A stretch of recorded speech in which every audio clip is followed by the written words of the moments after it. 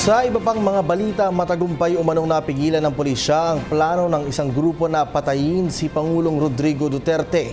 Ito ay matapos nilang makumpiska ang smuggled na mga piyesa ng baril mula sa 2 miyembro ng isang gun smuggling syndicate. May ulat si Waywaya Makalma.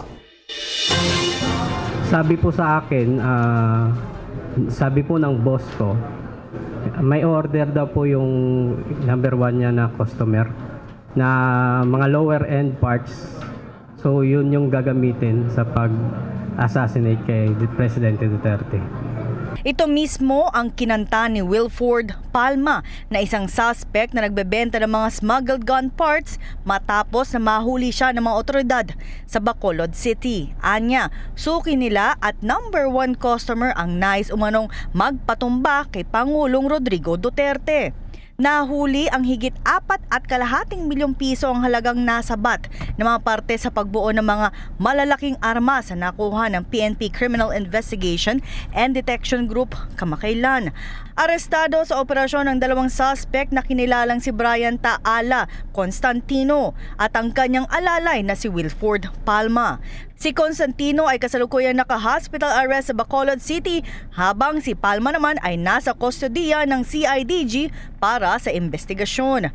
Ayon kay PNP Chief Police Director General Ronald De La Rosa, na inabusuhan sila ng US Homeland Security na may pinaghihinalaan silang transaksyon at madalas na nag-i-import ng mga parte ng baril sa Pilipinas na ikinakarga sa balikbayan box. Yang nangyari naman sa US is random yung kailang pag-check. Pag medyo mabigat, pinagdududahan niya ng Homeland Security. Ino-open yung balikbayan box mo. Pag open ganyan, inspection nila pagkatapos, i-repack rin nila uli. Tapos lagyan lang ng note na na-open ito ng Homeland Security. So, makapasok pa rin. Pero ito nga, kaya nga na-discover siguro dahil pinak uli, then pinasa information sa atin, dito na hinuli. Ang modus ng grupo ay kapag dumating sa bansa ang smuggled items ay sa kanila ibebenta sa kanilang website na www.pinoy1911.com or Pinoy Pistol Forum gamit naman ang Facebook. Dagdag ni Palma, higit 10 balikbayan box na ang kanilang na-order simula na magbenta sila sa bansa. Kabilang sa mga pyesa na nabili ng mga suspect ay 100 piraso ng upper receiving parts, 40 piraso ng barrel at 30 pirasong bolt assemblies. Dahil dito, iniimbestigahan na ng CIDG ang revelasyon ni Palma upang matukoy kung sino ang nasa likod nito.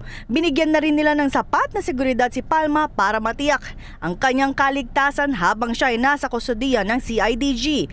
Nanawagan naman si De La Rosa sa mga lehitimong gun owners at dealers na nakabili ng pyesa mula sa grupo na makipag-ugnayan sa pulis upang makatulong sa isinasagawang investigasyon ng CIDG. Para sa PTV News, ako si Waywaya Makalma. Ako po si Cathy San Gabriel. Subscribe na sa PTV YouTube channel. I-click lang po ang subscribe button.